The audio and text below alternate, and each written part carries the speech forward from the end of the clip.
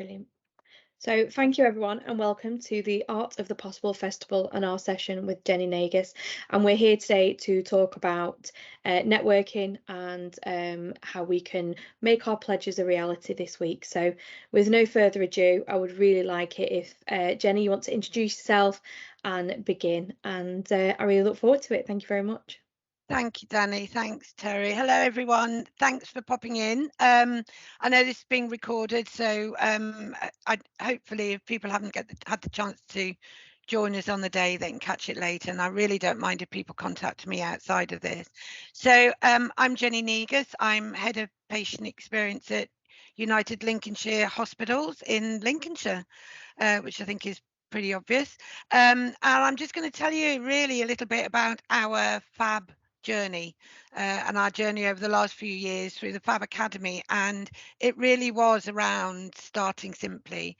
So I've obviously got my slide shared. If anybody has got a burning question during it, please don't hesitate to shout out. So oh, wrong button. Is this slide moving? I'll have to do that. There we go. So this is me. When I found this picture, I was really quite distressed because I look so much older now. But 2015, my FAB journey started right back at the birth of FAB, and I was absolutely delighted to be asked to be an ambassador.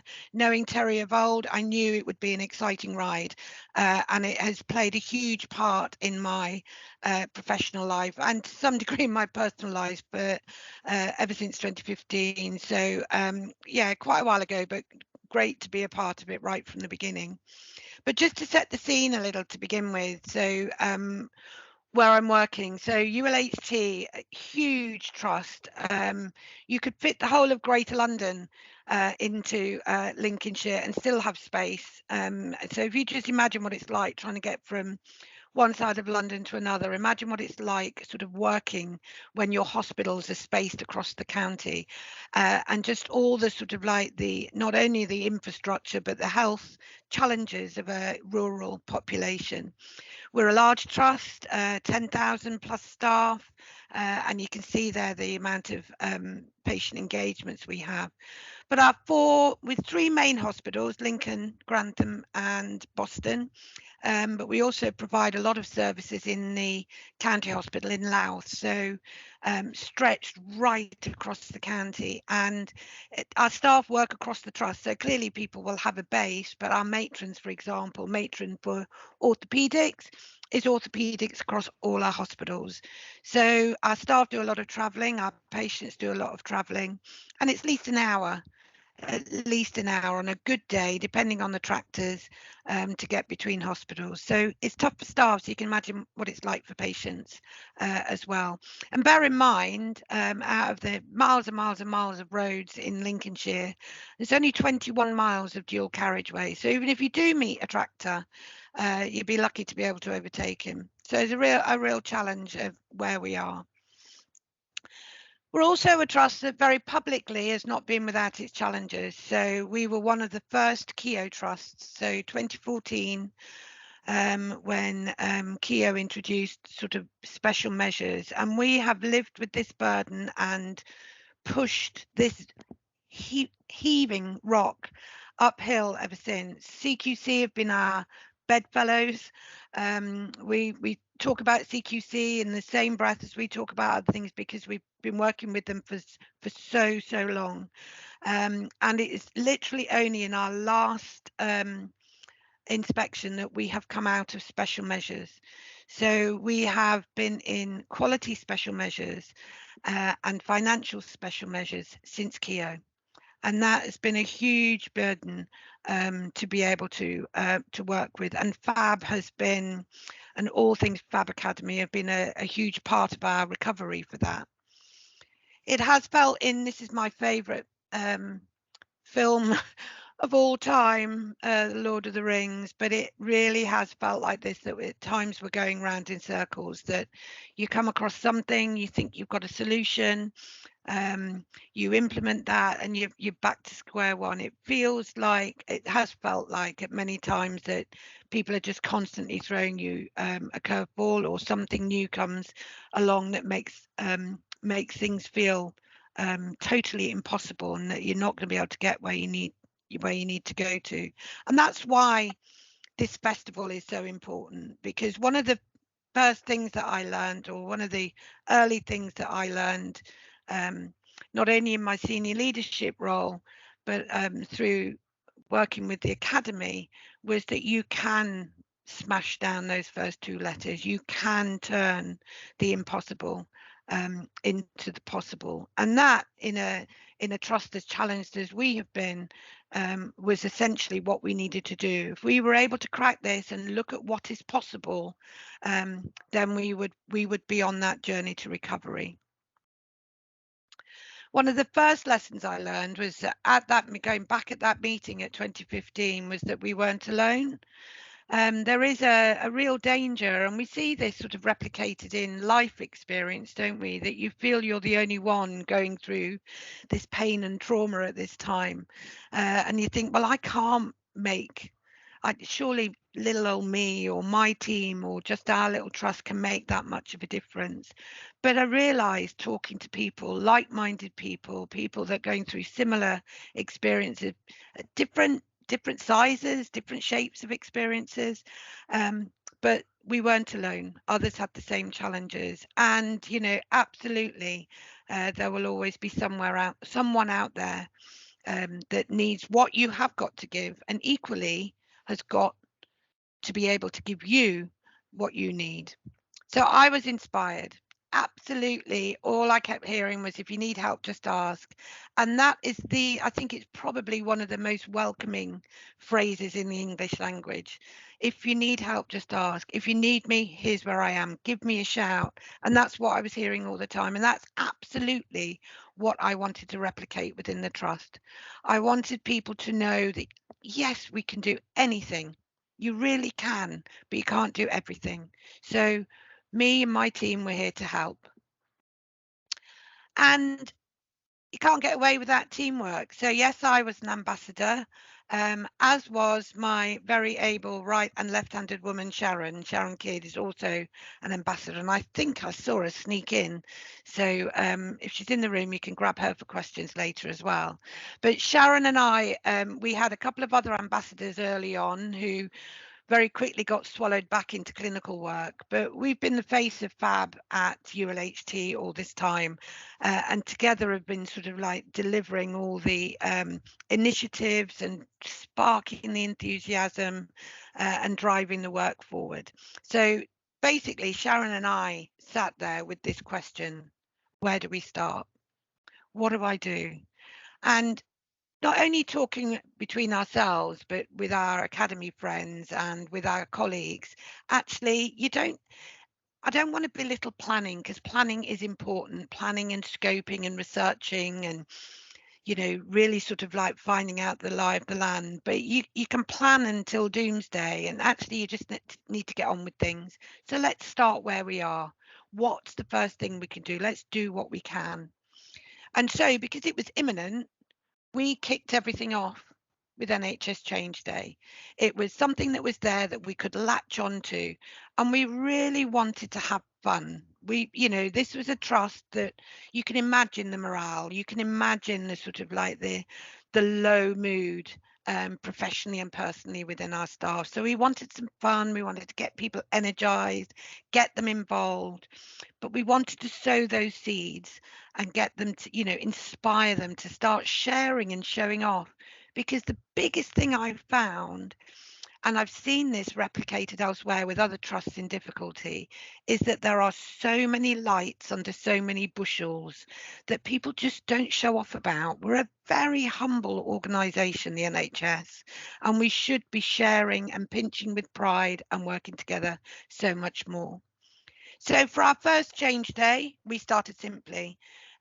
We were working on sort of introducing hello, my name is. So we'd done a lot of work around that, and we thought, well, how about getting people to say, hello, my name is in British Sign Language.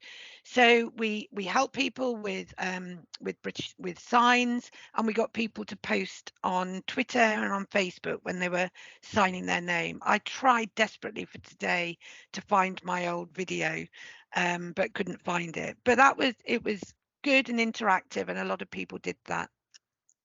We became fans of a randomized coffee trial. Great fun, great way to find out about other people in your organization. I know that many friendships were made during that, after that first round of coffee trials, and one in particular stands out, which was our chief executive who was paired for coffee with one of our oncology medical secretaries, and I know they've remained great friends since. And throw in a few free coffee vouchers and you'll get people going as well. And we loved, even during those days, those dark days, we loved random acts of kindness, and we thought, how about having a lucky dip, rather than, we didn't want to quash people's I don't know, ideas and creativity around random acts of kindness, but we thought, let's kill a couple of birds with one stone. We knew we needed to do some work around engagement, so let's use the random acts to do that. So our lucky dip had examples such as this. So all of these were in a card, in lucky dip boxes on each of the sites, and people went, chose a card, lucky dip, and it may be call switchboard and tell them, thank them for their work, or go and help out during lunchtime on Burton Ward or Ward 3A, spend 30 minutes in the outpatients department talking to a patient. And we had nearly 100 of these different random acts of kindness to cover all our wards, all our departments. And you can see they were sort of based not only on patient experience, but staff experience too. And it was great fun. We had so much fun. I think the best one was go and stand, put your woolies on, but go and stand in the car park with a bright orange arrow and point out the empty spaces in the car park. And you can see there that member of staff had such fun. She was only, I think the card said do it for 30 minutes, but I know she was there for a couple of hours. But it was a laugh as much as anything else. But when people came and picked up their pledges, picked up their random acts of kindness, we encouraged them to give pledges as well. And what we did find when we reviewed some of the pledges, was that many of them, it was around continuing on those random acts of kindness, that they'd enjoyed it so much.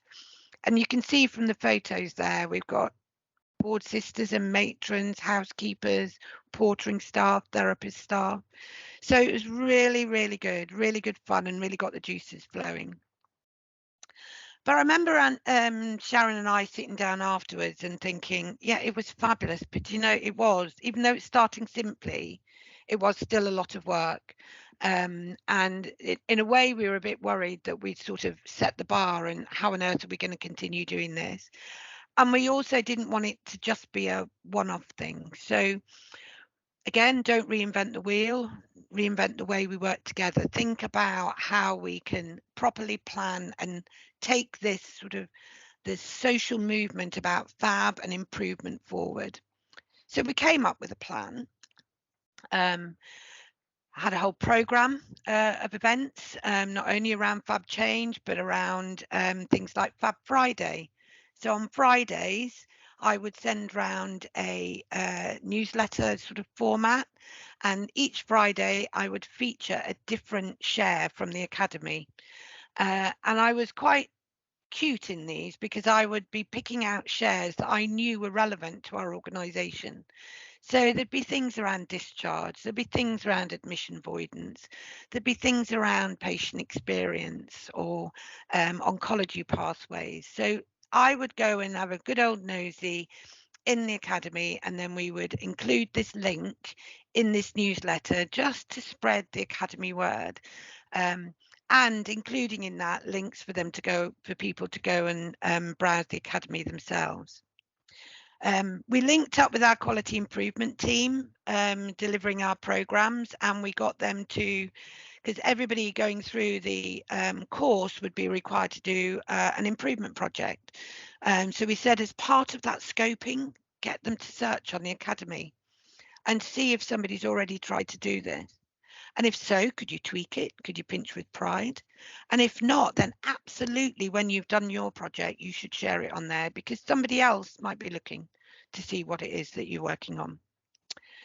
We linked up with our library services, who every month send out bulletins of the latest news and the latest evidence and research on a whole host of topics, and we got them to start searching the Academy too. Sharon's been our lead for developing Fab Champions. So just as many wards and departments will have a safeguarding lead or a nutrition lead, we wanted a patient experience and a Fab lead. So at the last count, I think we've got 83 champions.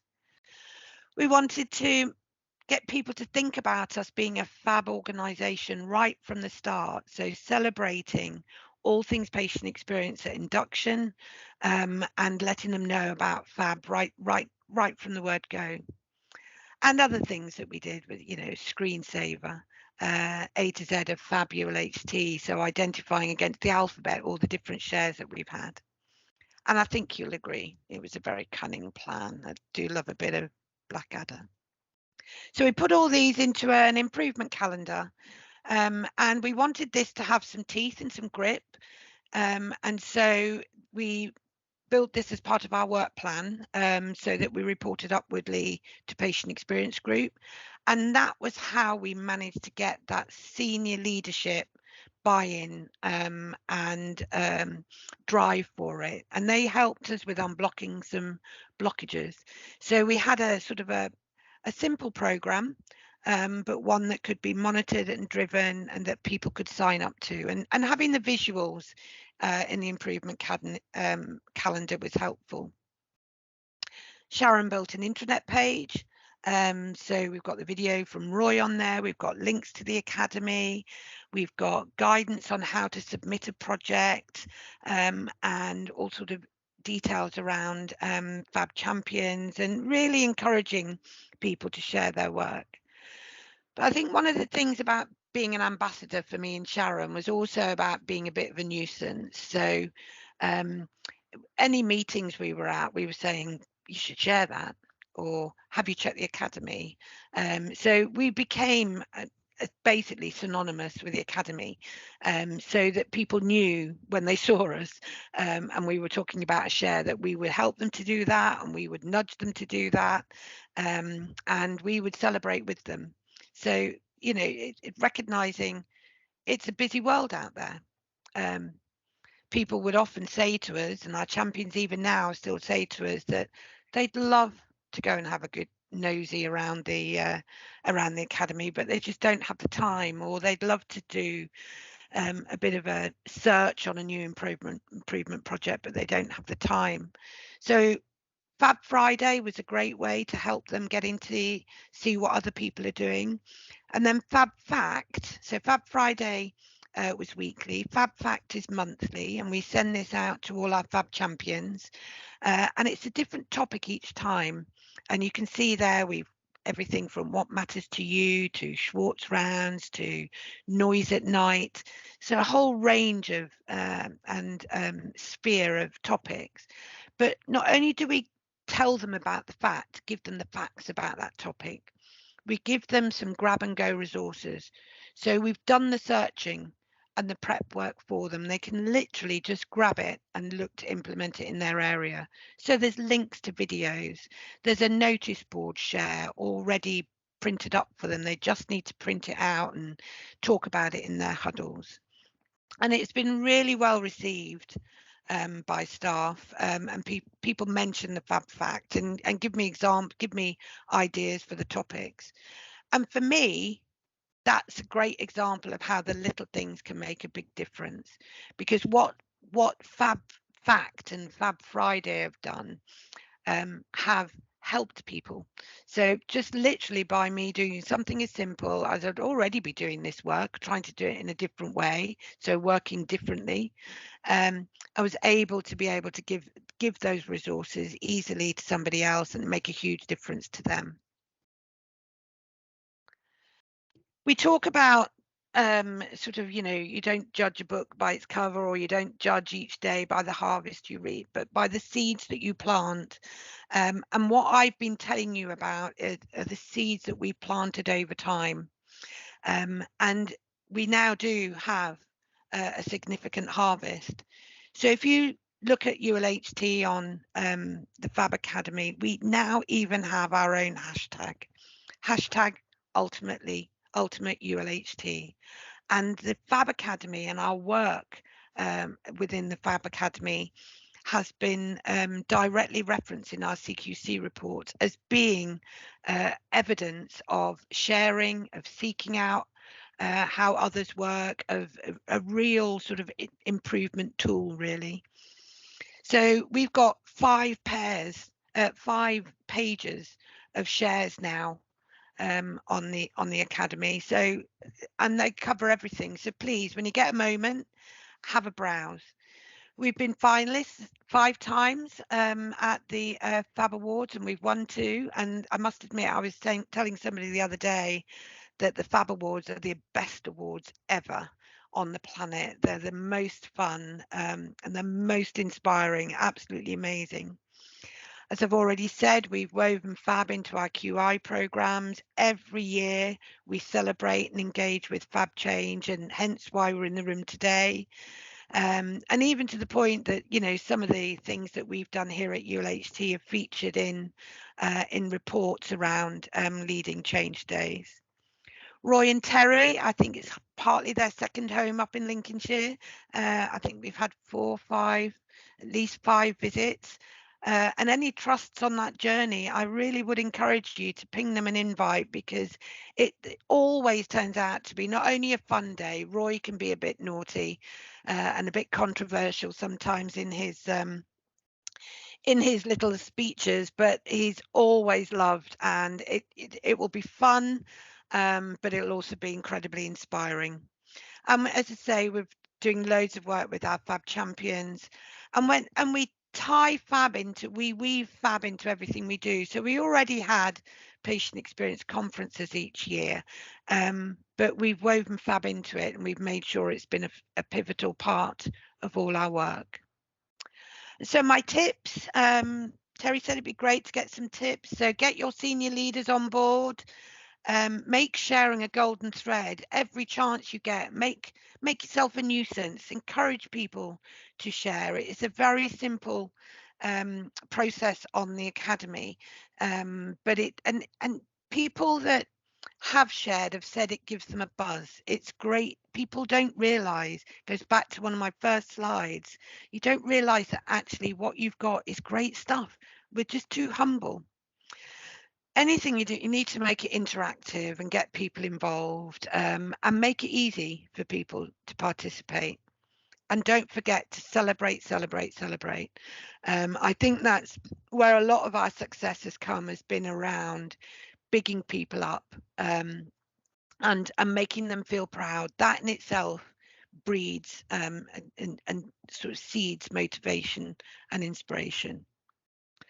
So yeah, that's it really. Just to say, we're just one drop in the NHS, maybe quite a large drop when you're considering the size of our organisation, but together we're an ocean. But thank you. Oh, thank you so much for that, Jenny. That was incredible. And really shows who we are as the Academy, and taking everything forward that the ambassadors do, that the Academy is all about, and showcasing that in a really fantastic way. So thank you very much. You're very welcome.